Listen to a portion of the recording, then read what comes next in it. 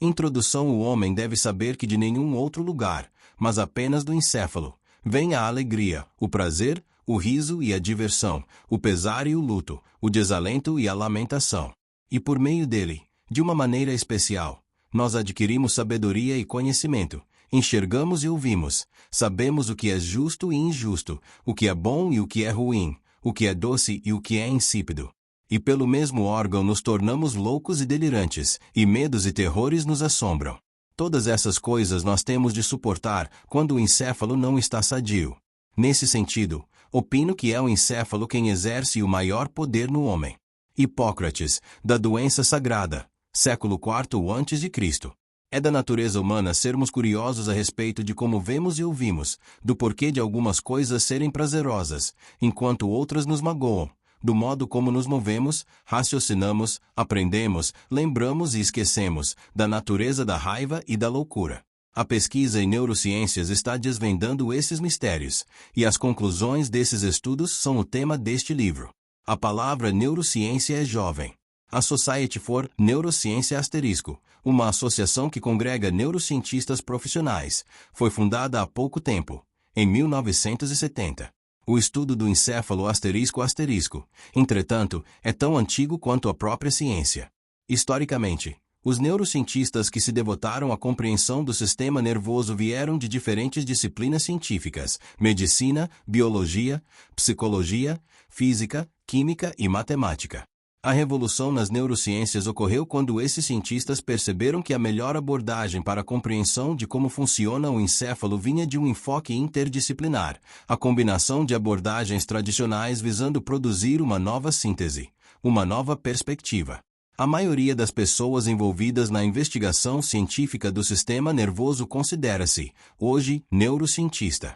É claro que, enquanto o curso que você está fazendo pode estar mais ligado ao departamento de psicologia ou de biologia de sua universidade e pode chamar-se de psicobiologia ou neurobiologia, pode apostar que o seu professor é um neurocientista. A Society for Neuroscience é uma das maiores associações de cientistas e também uma das que mais rapidamente crescem ***. Longe de ser muito especializada, seu campo é tão amplo quanto o das ciências naturais, com o sistema nervoso servindo de denominador comum. Compreender como funciona o encéfalo requer conhecimento acerca de muitas coisas, desde a estrutura da molécula de água até as propriedades elétricas e químicas do encéfalo e a razão pela qual o cão de Pavlov salivava quando uma campainha tocava. Este livro estuda o encéfalo a partir dessa perspectiva, que é bastante ampla. Começaremos nosso estudo com um breve passeio pelas neurociências. O que têm pensado os cientistas acerca do sistema nervoso ao longo dos anos? Quem são os neurocientistas de hoje e como eles abordam o estudo do sistema nervoso? As origens das neurociências. Você provavelmente já sabe que o sistema nervoso, o encéfalo, a medula espinhal e os nervos do corpo, é crucial para a vida e permite que você sinta, se mova e pense. Como surgiu essa concepção? *N de TSFN, Sociedade para as Neurociências, sediada em Washington. *N de T. A expressão brain significa, em inglês, encéfalo e compreende o cérebro propriamente dito, o prosencéfalo, o mesencéfalo, o cerebelo e o tronco encefálico, ou seja, tudo o que fica ao abrigo da caixa craniana, ver figura 1.7. No Brasil, é comum traduzir-se brain por cérebro, o que está errado. A única situação em que esse descuido terminológico é tolerável dá-se em textos de psicologia humana, uma vez que as principais atividades mentais superiores têm sede no prosencéfalo, e deste, no cérebro. *N de T. No Brasil, existe a SPNEC, Sociedade Brasileira de Neurociências e Comportamento, que é uma das que mais crescem no rol das sociedades científicas de biologia experimental, www.fesb.org.br/SPNEC, fecha parênteses. Há evidências que sugerem que até mesmo nossos ancestrais pré-históricos compreendiam que o encéfalo era vital para a vida. Registros arqueológicos incluem muitos crânios de hominídeos, datando de 1 milhão de anos atrás, ou mais, e que apresentam sinais de traumatismo craniano fatal, provavelmente causado por outros hominídeos. Há cerca de 7.000 anos, as pessoas já perfuravam os crânios uns dos outros, um processo denominado trepanação, evidentemente não com o objetivo de matar, mas de curar. Figura 1.1. Esses crânios mostram sinais de cicatrização pós-operatória, indicando que esse procedimento teria sido executado em indivíduos vivos e não em um ritual ocorrido pós-morte. Alguns indivíduos aparentemente sobreviveram a múltiplas cirurgias cranianas. Não está claro o que os cirurgiões dessas épocas esperavam conseguir, embora se tenha especulado que esse procedimento poderia ser utilizado para tratar cefaleias ou transtornos mentais, talvez oferecendo aos maus espíritos uma rota de escape. Escritos recuperados de médicos do Egito Antigo, datando de quase 5.000 anos atrás, indicam que eles já estavam bastante cientes de muitos dos sintomas de lesões encefálicas. No entanto, também está claro que, para eles, o coração, e não o encéfalo, era a sede do espírito e o repositório de memórias. De fato, enquanto o resto do corpo era cuidadosamente preservado para a vida após a morte, o encéfalo do morto era removido pelas narinas e jogado fora. O ponto de vista que sugeria ser o coração a sede da consciência e do pensamento permaneceu até a época de Hipócrates. A visão do encéfalo na Grécia Antiga considere a noção de que as diferentes partes de seu corpo são diferentes porque servem a diferentes propósitos. As estruturas dos pés e das mãos, por exemplo, são muito diferentes, pois realizam funções distintas. Podemos andar sobre nossos pés e manipulamos objetos com nossas mãos. Assim, parece haver uma clara correlação entre estrutura e função. Diferenças na aparência predizem diferenças na função. O que podemos prever sobre a função da cabeça observando sua estrutura? Uma inspeção rápida e poucos experimentos, PEs, fechar os olhos, revelam que a cabeça é especializada para perceber o ambiente com os olhos e ouvidos, o nariz e a língua. Mesmo uma dissecção grosseira pode traçar os nervos a partir desses órgãos através do crânio, até entrarem no encéfalo. O que você pode concluir do encéfalo a partir dessas observações? Se sua resposta é que o encéfalo é o órgão das sensações, então você chegou à mesma conclusão de muitos eruditos gregos do século IV a.C. O mais influente deles foi Hipócrates, 460-379 a.C., o pai da medicina ocidental, que acreditava que o encéfalo não apenas estava envolvido nas sensações, mas que seria a sede da inteligência. Entretanto, essa visão não era universalmente aceita. O famoso filósofo grego Aristóteles, 384-322 a.C., ateve-se firmemente à crença de que o coração era o centro do intelecto. Qual função Aristóteles reservava para o encéfalo? Ele acreditava que o encéfalo era um radiador, cuja finalidade seria resfriar o sangue que se superaquecia com o coração que fervilhava. O temperamento racional dos seres humanos era então explicado pela grande capacidade de resfriamento do encéfalo.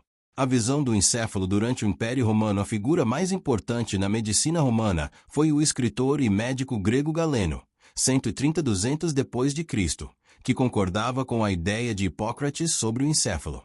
Como médico dos gladiadores, ele provavelmente testemunhou as infelizes consequências de lesões cerebrais e da medula espinhal. Contudo, as opiniões de Galeno acerca do encéfalo foram certamente mais influenciadas por suas muitas e cuidadosas dissecções de animais.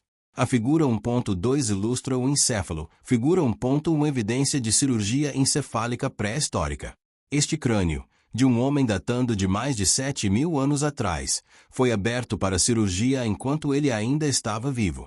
As setas indicam 2 locais da trepanação. Fonte: Alchet al. 1997. Fig. 1. Visão superior cérebro-cerebelo 1 cm. Visão lateral. Figura 1.2 o encéfalo de uma ovelha. Observe a localização e a aparência do cérebro e do cerebelo de uma ovelha, um dos objetos de estudo preferidos de Galeno. 2 partes principais são evidenciadas, o cérebro, na parte anterior, e o cerebelo, na parte posterior. A estrutura do encéfalo é descrita no capítulo 7. Do mesmo modo pelo qual podemos deduzir a função a partir da estrutura das mãos e dos pés, Galeno tentou deduzir a função a partir da estrutura do cérebro e do cerebelo. Tocando o encéfalo recém-dissecado com o dedo, observa-se que o cerebelo é bastante duro, ao passo que o cérebro é bastante suave. A partir dessa observação, Galeno sugeriu que o cérebro deve receber sensações, enquanto o cerebelo deve comandar os músculos. Por que ele propôs essa distinção? Ele entendia que, Para memórias serem formadas, as sensações deveriam ser impressas no encéfalo. Naturalmente, isso deveria ocorrer no cérebro, por ser mais macio. Independentemente de quão improvável esse raciocínio possa ser, as deduções de Galeno não estavam tão longe da verdade. O cérebro está, de fato, bastante comprometido com as sensações e percepções, e o cerebelo é primariamente um centro de controle motor. Além do mais, o cérebro é um repositório da memória. Veremos que esse não é o único exemplo na história das neurociências em que a conclusão geral está correta, mas parte de um raciocínio errôneo. Como o encéfalo recebe as sensações e movimenta os membros. Galeno abriu o encéfalo e observou que o seu interior era oco. Figura 1.3. Nesses espaços vazios, chamados de ventrículos, de modo similar às câmaras do coração, existia um fluido. Para Galeno, essa descoberta ajustava-se perfeitamente à teoria de que o corpo funcionava de acordo com o equilíbrio entre 4 fluidos vitais, ou humores. As sensações eram registradas e os movimentos iniciados pelo movimento dos humores a partir dos, ou para os, ventrículos encefálicos, através dos nervos, o que se acreditava serem tubulações ocas, como os vasos sanguíneos. A visão do encéfalo da Renascença ao século XIX e a visão de Galeno a respeito do encéfalo prevaleceu por quase 1500 anos. Durante a Renascença, o grande anatomista Andreas Vesalius, de 1514 a 1564, adicionou mais detalhes à estrutura do encéfalo. Figura 1.4. Contudo, a teoria ventricular da função encefálica permaneceu essencialmente sem questionamentos. De fato, esse conceito foi reforçado no início do século XVII, quando inventores franceses construíram aparelhos mecânicos controlados hidraulicamente. Esses aparelhos apoiavam a noção de que o encéfalo poderia ser semelhante a uma máquina em sua função. O fluido bombeado para fora dos ventrículos através dos nervos poderia literalmente bombear e causar o movimento dos membros. Afinal de contas, os músculos não incham quando se contraem. Um grande defensor dessa teoria da mecânica de fluidos para o funcionamento encefálico foi o matemático e filósofo francês René Descartes, 1596-1650. Embora ele acreditasse que essa teoria poderia explicar o encéfalo e o ventrículos, figura 1.3 o encéfalo dissecado de uma ovelha, mostrando os ventrículos. Figura 1.4 ventrículos encefálicos de um ser humano desenhados na Renascença. Este desenho foi extraído de Humani Corporis Fabrica, de Vesalius, 1543. O indivíduo provavelmente era um criminoso decapitado. Criação cuidadosamente desenvolvida para uma ilustração correta da anatomia dos ventrículos.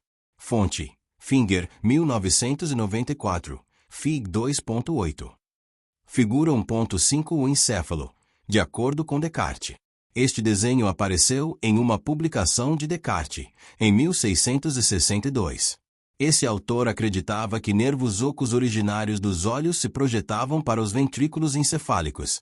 A mente influenciaria a resposta motora, controlando a glândula pineal, H, que trabalharia como uma válvula, controlando o movimento dos princípios vitais animais através dos nervos, que inflariam os músculos.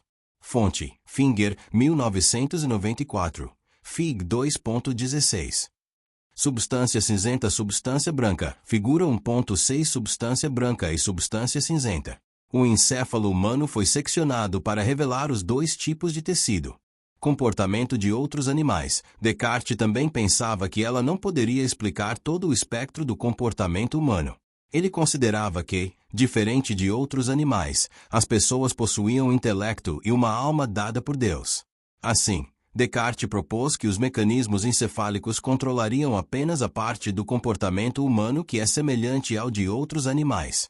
Capacidades mentais exclusivamente humanas existiriam fora do encéfalo, na mente asterisco. Descartes acreditava que a mente era uma entidade espiritual que recebia sensações e comandava os movimentos, comunicando-se com a maquinaria do encéfalo por meio da glândula pineal. Figura 1.5.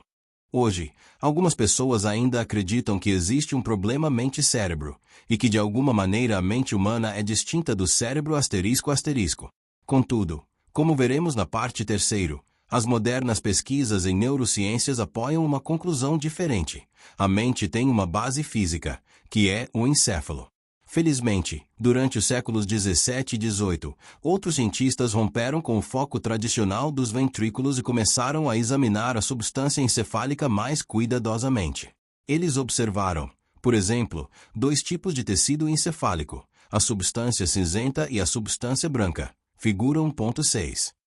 Qual relação estrutura-função foi, então, proposta? A substância branca, que tinha continuidade com os nervos do corpo, foi corretamente indicada como contendo as fibras que levam e trazem a informação para a substância cinzenta. No final do século XVIII, o sistema nervoso havia sido completamente dissecado e sua anatomia geral descrita em detalhes. Reconheceu-se que o sistema nervoso tinha uma divisão central, consistindo no encéfalo e na medula espinhal, e uma divisão periférica, que consistia na rede de nervos que percorrem o corpo. Figura 1.7. Um importante avanço na neuroanatomia veio com a observação de que o mesmo padrão geral de elevações, chamadas de giros, e depressões, chamadas de sulcos e fissuras, pode ser identificado na superfície do encéfalo de todos os indivíduos. Figura 1.8. Esse padrão, que permite a divisão do cérebro em lobos, conduziu à especulação de que diferentes funções poderiam estar localizadas nos diferentes giros do encéfalo. O cenário estava armado para a era da localização cerebral. Asterisco N de T. Esta posição é chamada de dualismo cartesiano. Asterisco N de T. O problema mente-corpo, que os autores descartam de forma muito simplificada, é um tema relevante na filosofia atual, sendo estudado pela área conhecida como filosofia da mente. Se bem é verdade que grande parte do mistério em torno da natureza material da mente, consistindo principalmente em dificuldades de natureza linguística, já foi respondido pelo avanço da ciência, inclusive pelas chamadas neurociências cognitivas. Alguns temas, como consciência, imaginação e pensamento abstrato matemático-lógico, continuam sendo de difícil tradução, na forma de experimentos científicos palpáveis e, por isso, nem sempre sua abordagem científica é feita com o devido rigor. Figura 1.7 Subdivisão anatômica básica do sistema nervoso. O sistema nervoso consiste em duas divisões, o sistema nervoso central, SNC, e o sistema nervoso periférico, SNP. O SNC consiste no encéfalo e na medula espinhal. As três partes principais do encéfalo são o cérebro, o cerebelo e o tronco encefálico. O SNP consiste em nervos e células nervosas que se situam fora do encéfalo e da medula espinhal. Lobo frontal, lobo parietal, sulco central, fissura de Sylvius, lobo occipital, lobo temporal, cerebelo. Figura 1.8 Os lobos do cérebro. Observe a profunda fissura de Sylvius, dividindo o lobo frontal do lobo temporal, e o sulco central, dividindo o lobo frontal do lobo parietal. O lobo occipital situa-se na parte posterior do cérebro. Essas marcas podem ser encontradas em todos os cérebros de seres humanos. A visão do sistema nervoso no século XIX revisaremos como o sistema nervoso era compreendido no final do século XVIII. Item lesão no encéfalo pode causar desorganização das sensações, dos movimentos e dos pensamentos, podendo levar à morte. Item o encéfalo se comunica com o corpo através dos nervos. Item o encéfalo apresenta diferentes partes identificáveis e que provavelmente executam diferentes funções. Item o encéfalo opera como uma máquina e segue as leis da natureza. Durante os 100 anos que se seguiram, aprendemos mais sobre as funções do encéfalo do que foi aprendido em todos os períodos anteriores da história. Esse trabalho propiciou a sólida fundamentação sobre a qual se baseiam as neurociências atuais. Agora, veremos 4 ideias-chave que surgiram durante o século XIX. Nervos como fios. Em 1751, Benjamin Franklin publicou um panfleto intitulado Experimentos e Observações em Eletricidade, que levou a uma nova compreensão dos fenômenos elétricos. Na virada do século, o cientista italiano Luigi Galvani e o biólogo alemão Emile du Bois-Reymond haviam mostrado que os músculos podiam ser movimentados quando os nervos eram estimulados eletricamente, e que o próprio encéfalo podia gerar eletricidade. Essas descobertas finalmente derrubaram a noção de que os nervos se comunicam com o encéfalo pelo movimento de fluidos. O novo conceito era de que os nervos eram como fios que conduzem sinais elétricos do e para o encéfalo. O problema não resolvido era se os sinais responsáveis pelo movimento nos músculos utilizavam os mesmos fios que registravam a sensação na pele. Uma comunicação bidirecional por meio dos fios era sugerida pela observação de que, quando um nervo do corpo é cortado, geralmente existe a perda simultânea da sensibilidade e do movimento na região afetada. Entretanto, também se sabia que em cada nervo do corpo há muitos filamentos finos, ou fibras nervosas, cada um deles podendo servir como um fio individual, carregando informação em diferentes sentidos. Essa questão foi respondida por volta de 1810, por um médico escocês, Charles Bell, e um fisiologista francês, François Magendie. Um fato anatômico curioso é que, logo antes de se ligarem à medula espinhal, as fibras dividem-se em duas ramificações, ou raízes. A raiz dorsal entra na porção posterior da medula espinhal e a raiz ventral entra na medula mais anteriormente. Figura 1.9. Bell testou a possibilidade de que essas duas raízes espinhais carregassem informações em diferentes sentidos, cortando cada raiz separadamente e observando as consequências em animais experimentais. Ele observou que, cortando somente as raízes ventrais, havia paralisia muscular. Posteriormente, Magendie demonstrou que as raízes dorsais levavam informações sensoriais para a medula espinhal. Bell e Magendie concluíram que, em cada nervo, existia uma mistura de muitos fios, alguns deles carregando informação para o encéfalo e para a medula espinhal. E figura 1.9 nervos espinhais e raízes nervosas espinhais. 31 pares de nervos deixam a medula espinhal para inervar a pele e os músculos. A seção de um nervo espinhal promove a perda da sensação e dos movimentos na região afetada do corpo. As fibras sensoriais que chegam, em vermelho, e as fibras motoras que saem, em azul, se dividem em raízes espinhais nos pontos em que os nervos se ligam à medula espinhal. Bell e Magendie observaram que as raízes ventrais contêm somente fibras motoras, e as raízes dorsais contêm apenas fibras sensoriais. Outros levando informação para os músculos. Em cada fibra motora ou sensorial, a transmissão se dava exclusivamente em um único sentido. Os dois tipos de fibras aparecem unidos na maior parte da extensão do feixe, mas estão anatomicamente segregados quando entram ou saem da medula espinhal. Localização de funções específicas em diferentes partes do encéfalo. Se diferentes funções estão localizadas em diferentes raízes espinhais, então diferentes funções também poderiam estar localizadas em diferentes regiões do encéfalo. Em 1811, Bell propôs que a origem das fibras motoras era o cerebelo, e o destino das fibras sensoriais era o cérebro. Como se poderia testar essa proposta? Uma maneira seria usar a mesma estratégia que Bell e Magendie utilizaram para identificar as funções das raízes espinhais, destruir essas partes do encéfalo e testar a ocorrência de déficits motores e sensoriais. Essa abordagem, na qual partes do encéfalo são sistematicamente destruídas para determinar sua função, é denominada método de ablação experimental. Em 1823, o estimado fisiologista francês Marie Jean-Pierre Flourens utilizou esse método em diferentes animais, sobretudo em pássaros, para mostrar que o cerebelo realmente tem um papel na coordenação dos movimentos. Ele também concluiu que o cérebro estava envolvido na percepção sensorial, como Bell e Galeno já haviam sugerido. Diferentemente de seus antecessores, porém, Flourens apoiou suas conclusões em um sólido embasamento experimental. E o que dizer a respeito das circunvoluções na superfície do encéfalo? Teriam elas também diferentes funções? Essa ideia era irresistível para um jovem estudante de medicina austríaco, chamado Franz Joseph Gall. Acreditando que as saliências na superfície do crânio refletiam circunvoluções na superfície do encéfalo, Gall propôs, em 1809, que a propensão a certos traços de personalidade, como a generosidade, a discrição ou a destrutividade, podia estar relacionada com as dimensões da cabeça. Figura 1.10.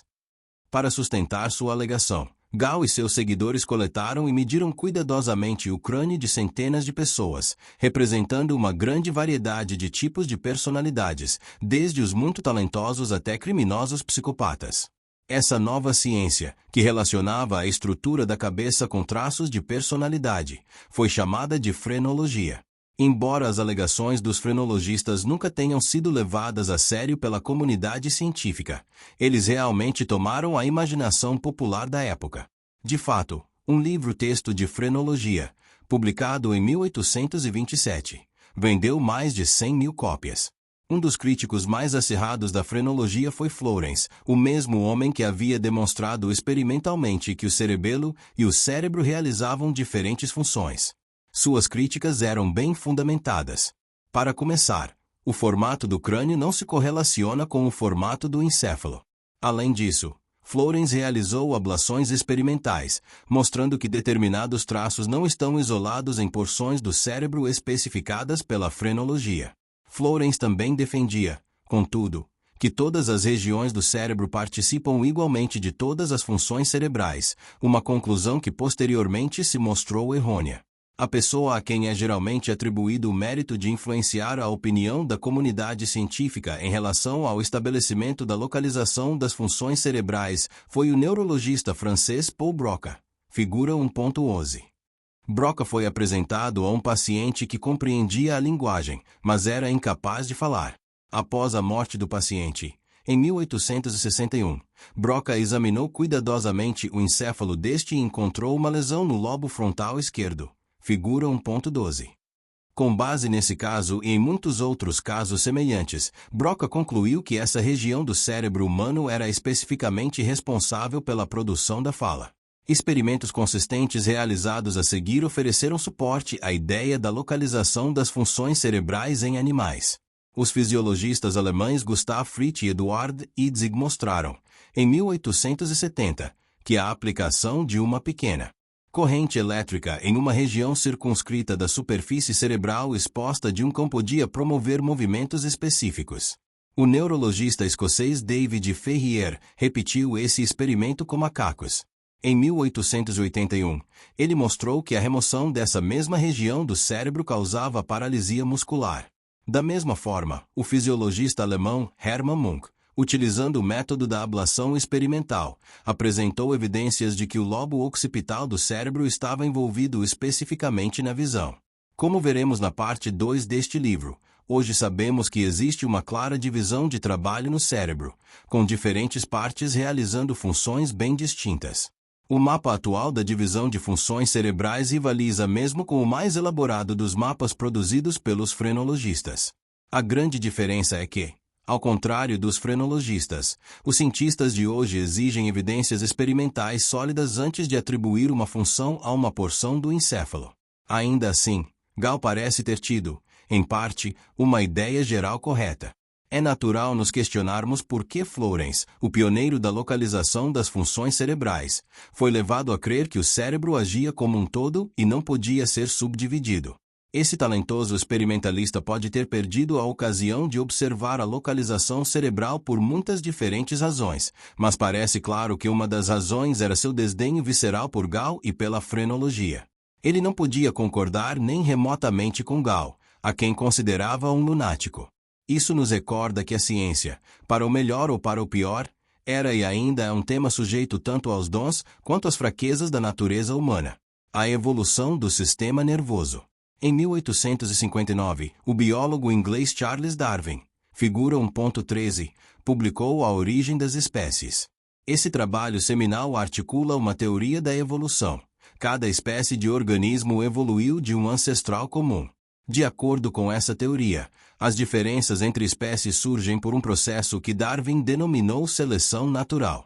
Como resultado do mecanismo de reprodução, os traços físicos dos filhos algumas vezes são diferentes dos traços de seus pais. Se esses traços assegurarem uma vantagem para a sobrevivência, a própria prole apresentará a maior probabilidade de sobreviver e reproduzir, assim aumentando as chances de que os traços vantajosos sejam passados para as próximas gerações. Ao longo de várias gerações, esse processo levou ao desenvolvimento de traços que distinguem as espécies hoje: nadadeiras nas focas, patas nos cães, mãos nos guaxinins, e assim por diante. Essa simples compreensão revolucionou a biologia. Hoje, evidências científicas em muitos campos, da antropologia à genética molecular, apoiam de forma esmagadora a teoria da evolução pela seleção natural. Darwin incluiu o comportamento entre os traços herdados que poderiam evoluir. Por exemplo, ele observou que muitas espécies de mamíferos apresentam as mesmas reações quando amedrontadas: aumento das pupilas dos olhos, aumento dos batimentos cardíacos, piloereção. Isso é verdadeiro para o ser humano, assim como para o cão. Para Darwin, As similaridades nesse padrão de resposta indicavam que essas diferentes espécies evoluíram de um ancestral comum, que possuía o mesmo traço de comportamento, o qual era vantajoso, presumivelmente porque facilitava a fuga de predadores. Como o comportamento reflete a atividade do sistema nervoso, podemos inferir que os mecanismos encefálicos que formam a base dessa reação de medo devem ser similares, se não idênticos, entre as espécies. A ideia de que o sistema nervoso de diferentes espécies evoluiu de ancestrais comuns e que, portanto, pode apresentar mecanismos comuns é o racional para relacionar os resultados em experimentos em animais com os realizados em seres humanos. Por exemplo, muitos dos detalhes da condução do impulso elétrico ao longo de fibras nervosas foram descobertos primeiro na lula, mas hoje se sabe que se aplicam igualmente para seres humanos. Grande parte dos neurocientistas atuais usa modelos animais para examinar processos que eles querem compreender em seres humanos. Por exemplo, os ratos mostram claros sinais de dependência química se lhes for dada a chance de auto-administrarem cocaína repetidamente. Como consequência, ratos são excelentes modelos para estudos que visam compreender como as drogas psicoativas exercem seus efeitos sobre o sistema nervoso. Em contrapartida, muitos traços comportamentais são altamente especializados para o ambiente, ou nicho, que uma espécie ocupa. Por exemplo, macacos que saltam de galho em galho têm um sentido de visão muito apurado, ao passo que ratos andando furtivamente em túneis subterrâneos têm uma visão fraca, mas um tato altamente desenvolvido por meio de suas vibriças. Essas adaptações se refletem na estrutura e nas funções do encéfalo de cada espécie. Comparando as especializações dos encéfalos de diferentes espécies, os neurocientistas foram capazes de identificar quais partes do encéfalo eram responsáveis pelas diferentes funções comportamentais. Exemplos em macacos e ratos são mostrados na figura 1.14. O neurônio, a unidade funcional básica do encéfalo. O refinamento do microscópio no início do século XIX proporcionou aos cientistas sua primeira oportunidade de examinar tecidos animais em magnificações maiores. Em 1839, o zoólogo alemão Theodor Sevan propôs aquilo que viria a ser conhecido como teoria celular. Todos os tecidos são compostos por unidades microscópicas, denominadas células. Embora células no encéfalo tenham sido identificadas e descritas, na época ainda havia controvérsia e era discutido se a célula nervosa individual, A, B, 7 cm encéfalo de macaco encéfalo de rato 3 cm.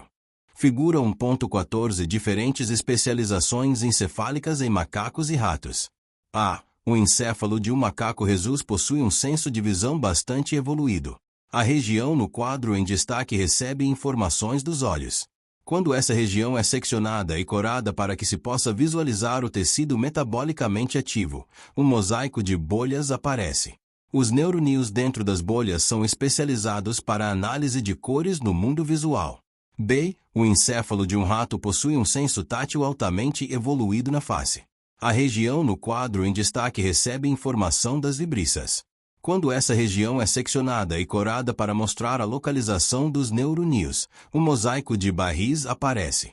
Cada barril é especializado em receber sinais de uma única vibriça na face do rato. As fotomicrografias são cortesia do Dr. S.H.C. Andre. Era de fato a unidade básica para a função encefálica. As células nervosas comumente têm um determinado número de projeções ou processos finos, que se estendem a partir de um corpo celular central, figura 1.15.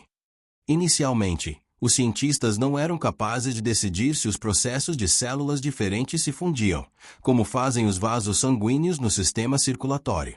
Se eles se fundissem, o termo rede nervosa de células neurais conectadas poderia representar a unidade elementar da função encefálica.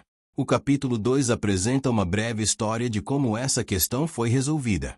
É suficiente dizer que, por volta de 1900, a célula nervosa individual, hoje chamada de neurônio, foi reconhecida como a unidade funcional básica do sistema nervoso. As neurociências hoje a história moderna das neurociências ainda está sendo escrita, e suas descobertas, até aqui, formam a base deste livro. Serão discutidas as descobertas mais recentes nos próximos capítulos. Antes, porém, veremos como a pesquisa em neurociências é conduzida atualmente e a razão pela qual ela é tão importante para a sociedade. Níveis de análise. A história demonstrou claramente que compreender como o encéfalo funciona é um grande desafio. Para reduzir a complexidade do problema, os neurocientistas o fragmentaram em pedaços menores para uma análise sistemática e experimental. Isso é denominado abordagem reducionista. O tamanho da unidade de estudo define aquilo que é frequentemente denominado nível de análise. Em ordem ascendente de complexidade, esses níveis são molecular, celular, de sistemas, comportamental e cognitivo. Neurociências moleculares. O encéfalo tem sido considerado a mais complexa porção de matéria no universo. A matéria encefálica consiste em uma fantástica variedade de moléculas, muitas das quais são exclusivas do sistema nervoso. Essas diferentes moléculas têm diferentes papéis, os quais são cruciais para a função do encéfalo. Mensageiros que permitem aos neuroníons comunicarem-se uns com os outros, sentinelas que controlam quais materiais podem entrar ou sair dos neuroníons, guias que direcionam o crescimento neuronal, arquivistas de experiências passadas. O estudo do encéfalo nesse nível mais elementar é realizado pelas neurociências moleculares. Neurociências celulares. O próximo nível de análise é constituído pelas neurociências celulares, que abordam o estudo de como todas essas moléculas trabalham em conjunto para conferir aos neuroníons suas propriedades especiais. Entre as perguntas formuladas nesse nível temos: quantos diferentes tipos de neuroníons existem e como eles diferem em suas funções? Como os neuroníons influenciam outros neuroníons? Como os neuroníons se interconectam durante o desenvolvimento fetal? Como os neuroníons realizam as suas computações? Neurociências de sistemas. Constelações de neuroníons formam circuitos complexos que realizam uma função em comum, como a visão ou o movimento voluntário.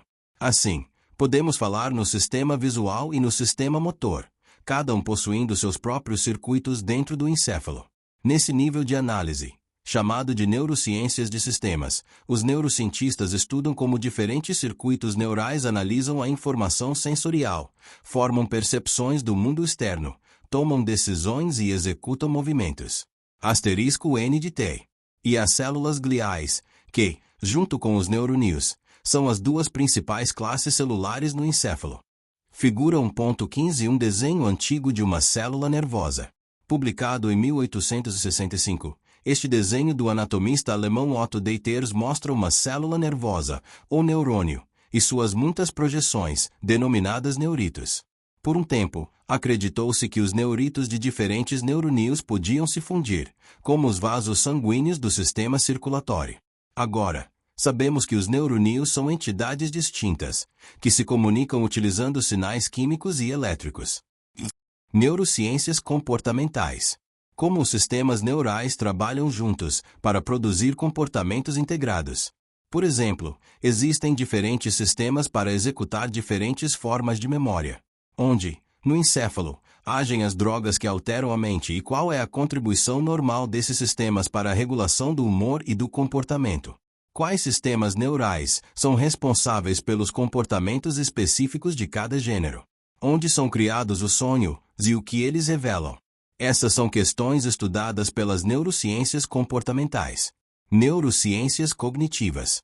Talvez o maior desafio das neurociências seja a compreensão dos mecanismos neurais responsáveis pelos níveis mais elevados de atividade mental humana, como a consciência, a imaginação e a linguagem. Pesquisas nesse nível, chamadas de neurociências cognitivas, estudam como a atividade do encéfalo cria a mente. Os neurocientista é uma designação que soa tão impressionante quanto cientista espacial. No entanto, todos nós, como você, já fomos estudantes um dia. Por algum motivo, talvez porque quiséssemos saber a razão pela qual nossa visão era fraca, ou porque algum familiar tenha perdido a fala após um acidente vascular encefálico, AVE, começamos a compartilhar de um desejo de saber como funciona o encéfalo. Talvez você também venha a compartilhar conosco esse desejo. Ser um neurocientista é muito gratificante, mas não é algo fácil de alcançar. São necessários muitos anos de treinamento. Pode-se começar ajudando a realizar pesquisas em um laboratório de pesquisa durante ou após a faculdade. Então, seguir para a pós-graduação e obter um título de mestre ou doutor, ou ambos. Em geral, isso é seguido por anos de pós-doutorado. nos quais se aprendem novas técnicas ou maneiras de pensar, sob a supervisão de um neurocientista estabelecido. Por fim, o jovem neurocientista está pronto para iniciar seu trabalho em uma universidade, instituto ou hospital. De maneira geral, a pesquisa em neurociências, assim como os neurocientistas, pode ser dividida em 3 tipos: clínica, experimental * e teórica. A pesquisa clínica é principalmente conduzida por médicos. As principais especialidades médicas dedicadas ao sistema nervoso humano são a neurologia, a psiquiatria, a neurocirurgia e a neuropatologia. Tabela 1.1. Muitos dos que conduzem as pesquisas clínicas continuam a tradição de Broca, tentando deduzir as funções das várias regiões do encéfalo a partir dos efeitos comportamentais de lesões. Outros conduzem estudos para verificar os riscos e os benefícios de novos tipos de tratamento. Apesar do óbvio valor da pesquisa clínica, os fundamentos de todos os tratamentos médicos do sistema nervoso foram, e continuam sendo, baseados nas *N de T respectivamente, referindo-se a ciências aplicada, clínica, e básica, experimental. Tabela 1.1 Especialidades médicas associadas ao sistema nervoso: especialista, descrição, neurologista, um médico treinado para diagnosticar e tratar de doenças do sistema nervoso; psiquiatra, um médico treinado para diagnosticar e tratar transtornos do humor e do comportamento; neurocirurgião, um médico treinado para realizar cirurgia em encéfalo e medula espinhal; neuropatologista, um médico ou outro profissional treinado para reconhecer as alterações no tecido nervoso que resultam de patologias. Neurociências experimentais ou básicas, as quais podem ser realizadas por médicos ou doutores em ciências, não necessariamente formados em medicina. As abordagens experimentais utilizadas para se estudar o encéfalo são tão amplas que incluem quase qualquer metodologia concebível. As neurociências são altamente interdisciplinares, expertise em uma determinada metodologia, contudo, pode diferenciar um neurocientista de outro. Desse modo, há neuroanatomistas, que usam microscópios sofisticados para traçar conexões no encéfalo; neurofisiologistas, que utilizam eletrodos para avaliar a atividade elétrica no encéfalo; neurofarmacologistas, que utilizam fármacos para estudar a química da função encefálica; neurobiólogos moleculares, que sondam o material genético dos neurônios, buscando informações acerca da estrutura das moléculas no encéfalo, e assim por diante. A tabela 1.2 lista alguns dos tipos de neurocientistas experimentais. A neurociência teórica é uma disciplina relativamente jovem, na qual os pesquisadores utilizam ferramentas matemáticas e computacionais para compreender o encéfalo em todos os níveis de análise. Na tradição da física, os neurocientistas teóricos tentam extrair um sentido das vastas quantidades de dados gerados pelos cientistas experimentalistas, com o objetivo de ajudar a focar os experimentos em questões de maior relevância e estabelecer os princípios matemáticos da organização do sistema nervoso. O processo científico: neurocientistas de todas as disciplinas se esforçam para estabelecer fatos a respeito do sistema nervoso. Independentemente do nível de análise que escolham, eles trabalham de acordo com o método científico, que consiste em 4 etapas essenciais: observação, replicação, interpretação e verificação. Observação. As observações são geralmente realizadas durante experimentos desenhados para testar determinada hipótese. Bell, por exemplo, hipotetizou que as raízes ventrais continham as fibras nervosas que controlavam os músculos. Para testar essa ideia, ele realizou o experimento no qual seccionou essas fibras e observou se resultava alguma paralisia muscular ou não. Outros tipos de observação derivam de um atento olhar ao mundo a nosso redor, ou da introspecção, ou de casos clínicos de seres humanos. Por exemplo, as observações cuidadosas de Broca o levaram a correlacionar uma lesão no lobo frontal esquerdo com a perda da capacidade de falar. Replicação. Qualquer observação, seja experimental ou clínica, deve ser replicada. Replicação simplesmente quer dizer repetir o experimento em diferentes.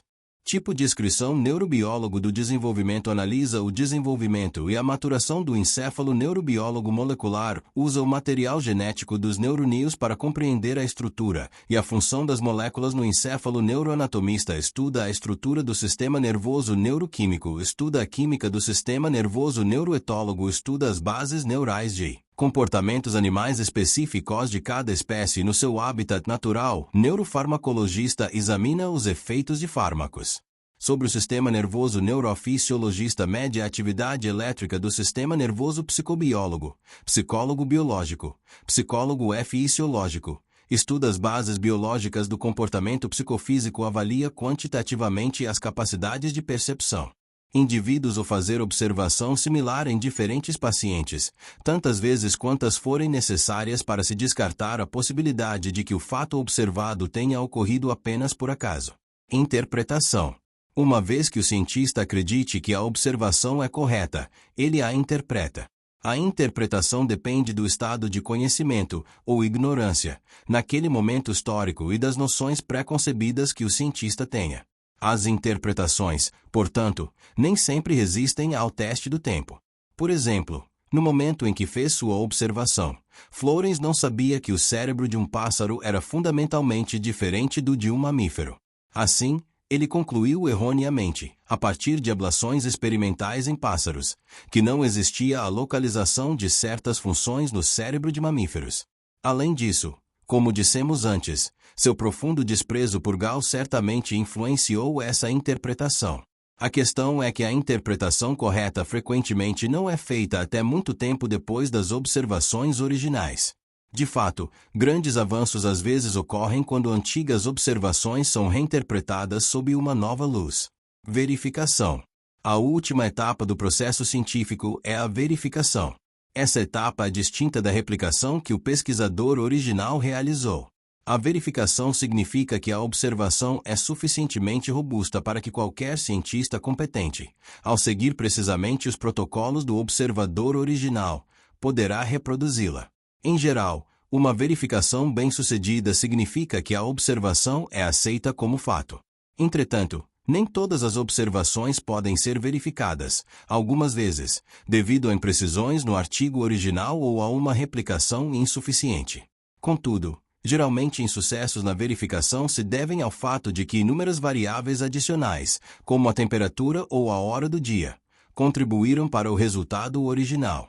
Assim, o processo de verificação, se afirmativo, estabelece novos fatos científicos, e se negativo, sugere novas interpretações para a observação original.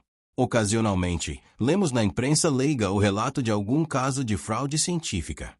Os pesquisadores precisam competir duramente por fundos de pesquisa limitados e sofrem considerável pressão para publicar ou morrer. Por conveniência, uns poucos pesquisadores publicaram observações que, de fato, nunca foram feitas. Esses casos de fraude, porém, são raros, graças à própria natureza do método científico. Em pouco tempo, outros cientistas percebem que são incapazes de verificar a observação fraudulenta e questionam como ela pode ter sido feita. O fato de este livro ter sido preenchido com tanto conhecimento acerca do sistema nervoso testemunha o valor do processo científico.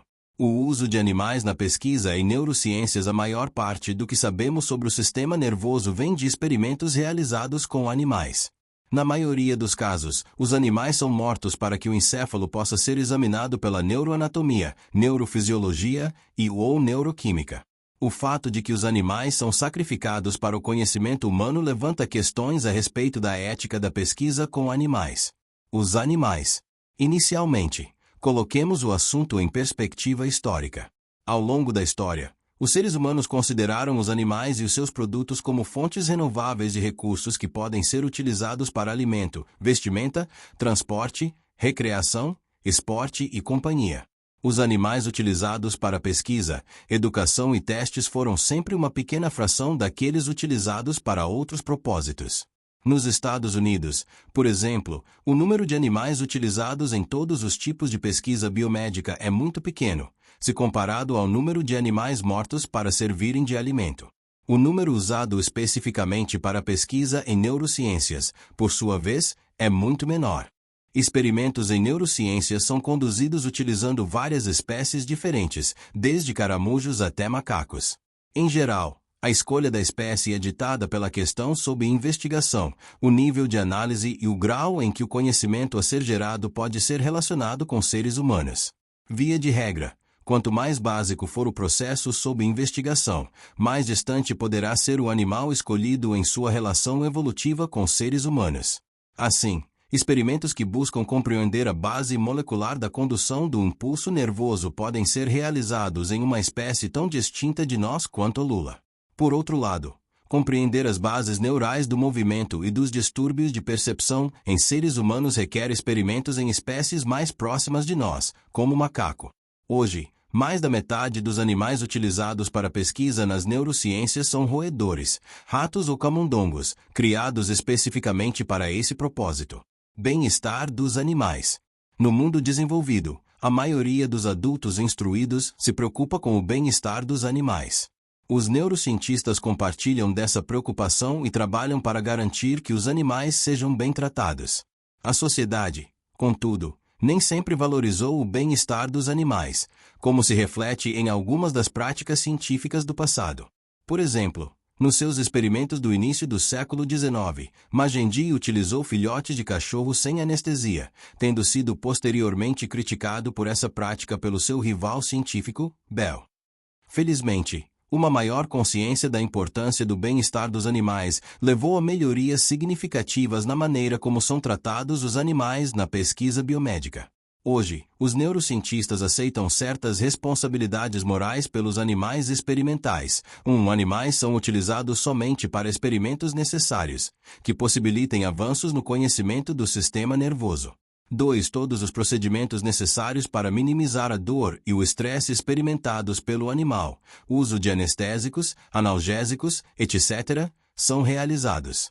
3. Todas as possíveis alternativas ao uso de animais são consideradas. O cumprimento desse código de ética é monitorado de diferentes maneiras. Primeiro, as propostas de pesquisa devem passar previamente por um crivo realizado pelo Institutional Animal Care and Use Committee, IACUC, o que é obrigatório por lei federal nos Estados Unidos, ***. Os membros dessa comissão incluem um veterinário, cientistas de outras disciplinas e representantes leigos da comunidade. Após passar pela revisão do IACUC, as propostas são avaliadas quanto ao mérito científico por um grupo de neurocientistas reconhecidos. Esse passo garante que somente aqueles projetos que valham a pena sejam realizados. Então, quando os neurocientistas submetem suas observações para publicação em periódicos especializados, os artigos são cuidadosamente revisados por outros neurocientistas para avaliação tanto do mérito científico quanto dos cuidados para com o bem-estar animal. Problemas com qualquer um desses itens podem levar à rejeição do trabalho, o que, por sua vez, pode acarretar a perda do financiamento para aquele projeto de pesquisa. Além desses procedimentos de monitoramento, leis federais estabelecem normas estritas para os cuidados e o acondicionamento de animais de laboratório. Direitos dos animais. A maioria das pessoas aceita a necessidade da experimentação em animais para o avanço do conhecimento, desde que seja realizada de maneira cuidadosa e com o devido respeito ao bem-estar animal. Entretanto, uma minoria ruidosa e bastante violenta quer a abolição total do uso de ***N***. No Brasil, Comissão de Ética no Uso de Animais de Experimentação, CAUA. ***N***. No Brasil, a Lei Arouca, de 8 de outubro de 2008, também estabelece essas mesmas obrigações. Animais para propósitos humanos, incluindo a experimentação. Essas pessoas apoiam uma posição filosófica, frequentemente denominada direitos animais. De acordo com esse modo de pensar, os animais têm os mesmos direitos legais e morais que os seres humanos. Se você ama os animais, é possível que simpatize com esse ponto de vista. Considere, porém, as seguintes questões. Você seria capaz de privar-se e a sua família de procedimentos médicos que foram desenvolvidos usando animais? A morte de um camundongo é equivalente à morte de um ser humano. Ter um animal de estimação seria a mesma coisa que a escravidão? Comer carne seria o equivalente moral do assassinato. Você acha que é eticamente incorreto matar um porco para salvar uma criança? Controlar a população de roedores nos esgotos ou de baratas em sua casa equivale moralmente ao holocausto. Se a sua resposta é não para alguma destas questões, então você não se encaixa na filosofia dos direitos dos animais. Bem-estar animal. Uma preocupação que todas as pessoas responsáveis compartilham. Não deve ser confundido com direitos dos animais. Ativistas dos direitos dos animais têm combatido intensamente a pesquisa com animais, algumas vezes com sucesso alarmante. Eles têm manipulado a opinião pública com repetidas alegações de crueldade nos experimentos com animais, que são distorcidas de forma grosseira ou simplesmente falsa. Vandalismo tem sido praticado em laboratórios, destruindo anos de dados científicos obtidos com muito trabalho e centenas de milhares de dólares em equipamentos, pagos pelos contribuintes. Com ameaças de violência, eles têm levado muitos pesquisadores a abandonar a ciência. Figura 1.16 Nossa dívida para com a pesquisa em animais. Este cartaz contra-argumenta as propostas de ativistas dos direitos dos animais, conscientizando o público dos benefícios da pesquisa em animais. Fonte: Foundation for Biomedical Research. Recentemente, uma técnica cirúrgica aperfeiçoada em animais foi utilizada para remover um tumor maligno do encéfalo de uma garotinha. Perdemos alguns animais de laboratório. Contudo, veja o que nós salvamos. São os animais que você não vê que ajudaram esta menina a se recuperar. Felizmente, isso está mudando. Graças ao esforço de um razoável número de pessoas, cientistas e não cientistas, essas falsas alegações dos extremistas têm sido expostas, e os benefícios para a humanidade das pesquisas com animais têm sido mostrados. Figura 1.16. Considerando-se o elevado custo, em termos de sofrimento humano, resultante de distúrbios do sistema nervoso, os neurocientistas assumiram a posição de que é nossa responsabilidade usar, de maneira sábia, todos os recursos que a natureza proporciona, incluindo os animais, para obter o conhecimento de como o encéfalo funciona na saúde e na doença. O custo da ignorância, distúrbios do sistema nervoso. A moderna pesquisa em neurociências é cara, mas o custo da ignorância acerca do funcionamento do encéfalo é muito maior. A tabela 1.3 lista alguns dos distúrbios que afetam o sistema nervoso. É provável que sua família tenha sofrido o impacto de uma ou mais dessas doenças. Analisaremos algumas delas, a fim de verificar seus efeitos sobre a sociedade. A doença de Alzheimer e a doença de Parkinson são ambas caracterizadas por degeneração progressiva de determinados neurônios no encéfalo. A doença de Parkinson, que resulta em um prejuízo incapacitante do movimento voluntário, afeta atualmente mais de 500 mil norte-americanos. A doença de Alzheimer leva à demência, um estado de confusão caracterizado pela perda da capacidade de aprender novas informações e de recordar conhecimentos previamente adquiridos. Estima-se que a demência afete 18% das pessoas acima de 85 anos. O número de norte-americanos com demência totaliza mais de 4 milhões. De fato, é reconhecido, hoje, que a demência não é um de dados do National Institute of Neurological Disorders and Stroke, Estados Unidos. Parkinson's Disease Backgrader, 18 de outubro de 2004. Dados do Departamento de Saúde e Serviços Humanos dos Estados Unidos, Agência Americana de Pesquisa e Qualidade em Saúde Pública. Aproximadamente 5% dos idosos relatam um ou mais distúrbios cognitivos. Março de 2011. Fecho inevitável do envelhecimento, como se acreditava anteriormente, mas um sinal de uma doença encefálica. A doença de Alzheimer progride sem piedade, roubando de suas vítimas primeiro suas mentes, depois o controle sobre as funções básicas corporais, e por fim, suas vidas. A doença é sempre fatal. Nos Estados Unidos, o custo anual para os cuidados de pessoas com demência é maior que 100 bilhões de dólares, e continua crescendo a uma velocidade alarmante. A depressão e a esquizofrenia são transtornos do humor e do pensamento. A depressão é caracterizada por sentimentos esmagadores de derrota, baixa autoestima e culpa. Mais de 30 milhões de norte-americanos irão, em algum momento de suas vidas, experimentar um episódio de depressão maior. A depressão é a principal causa de suicídio, com mais de 30 mil mortes a cada ano nos Estados Unidos. A esquizofrenia é um transtorno psicótico grave, caracterizado por delírios, alucinações e comportamento anormal. Em geral, a doença inicia no começo da vida produtiva, adolescência e começo da vida adulta, podendo persistir por toda a vida. Mais de 2 milhões de norte-americanos sofrem de esquizofrenia. O Instituto Nacional de Saúde Mental dos Estados Unidos, NIM, Estima que transtornos mentais, como a depressão e a esquizofrenia, custam aos Estados Unidos mais de 150 bilhões de dólares por ano. O acidente vascular encefálico, AVE, é a quarta causa de morte nos Estados Unidos. As vítimas de AVE que não vão ao óbito, mais de 500 mil de pessoas a cada ano, têm grande probabilidade de ficarem permanentemente incapacitadas. O custo anual do AVE nos Estados Unidos é de 54 bilhões de dólares ***. A dependência de álcool ou de drogas afeta quase todas as famílias nos Estados Unidos. O custo, em termos de tratamento, perda de salários e outras consequências excedem os 600 bilhões de dólares por ano *****. Esses poucos exemplos ilustram apenas a superfície do problema. Mais norte-americanos são hospitalizados com distúrbios neurológicos e transtornos mentais do que com qualquer outro grupo importante de doenças, incluindo doenças cardíacas e câncer. Os custos econômicos das disfunções encefálicas são enormes, mas perdem importância se comparados com o custo emocional que atinge as vítimas e suas famílias. A prevenção e o tratamento das doenças mentais requerem a compreensão da função normal do encéfalo, e esse conhecimento básico é o escopo das neurociências. A pesquisa em neurociências já contribuiu para o desenvolvimento de tratamentos efetivamente melhores para a doença de Parkinson, para a depressão e para a esquizofrenia. Novas estratégias estão sendo testadas para se recuperar neurônios que estão morrendo em pacientes com a doença de Alzheimer e naqueles que sofreram AVE. Grande progresso tem sido alcançado na compreensão de como as drogas e o álcool afetam o encéfalo e como levam à dependência.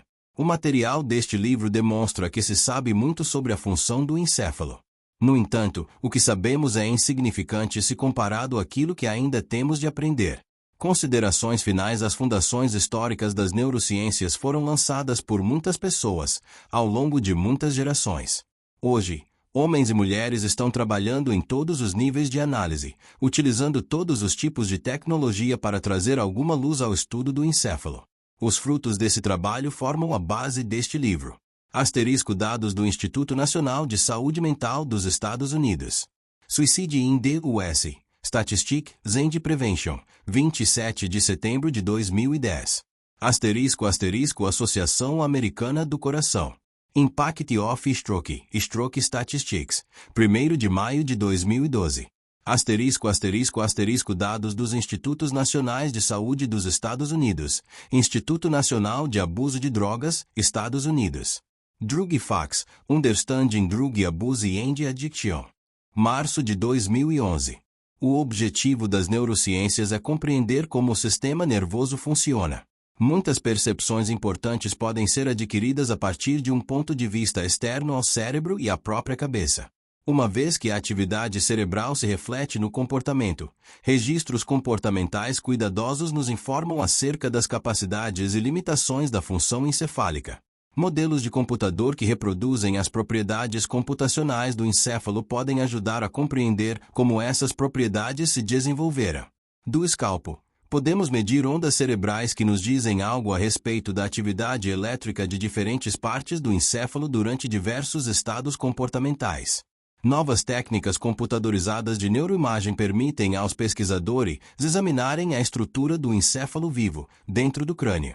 Utilizando métodos ainda mais sofisticados de imagem, estamos começando a ver quais as diferentes regiões do encéfalo humano que se tornam ativas em diferentes condições. Entretanto, nenhum desses métodos não invasivos, velhos ou novos, é capaz de substituir experimentos com o tecido cerebral vivo. Não podemos compreender sinais detectados de modo remoto se não formos capazes de saber como eles são gerados e o que significam. Para compreendermos como o encéfalo funciona, precisamos abrir a cabeça e examinar o que há ali dentro, do ponto de vista da neuroanatomia, da neurofisiologia e da neuroquímica. O desenvolvimento atual das neurociências é verdadeiramente fascinante e gera grandes esperanças de que, em breve, tenhamos novos tratamentos para uma grande parte dos distúrbios do sistema nervoso, que debilitam e incapacitam milhões de pessoas todos os anos. Apesar dos progressos durante as últimas décadas e os séculos que as precederam, contudo, ainda existe um longo caminho a percorrer antes que possamos compreender completamente como o encéfalo realiza suas impressionantes façanhas. Isso, porém, é a parte divertida de ser um neurocientista, Uma vez que nossa ignorância a respeito das funções do encéfalo é tão vasta, uma nova descoberta surpreendente nos espreita praticamente a cada volta do caminho.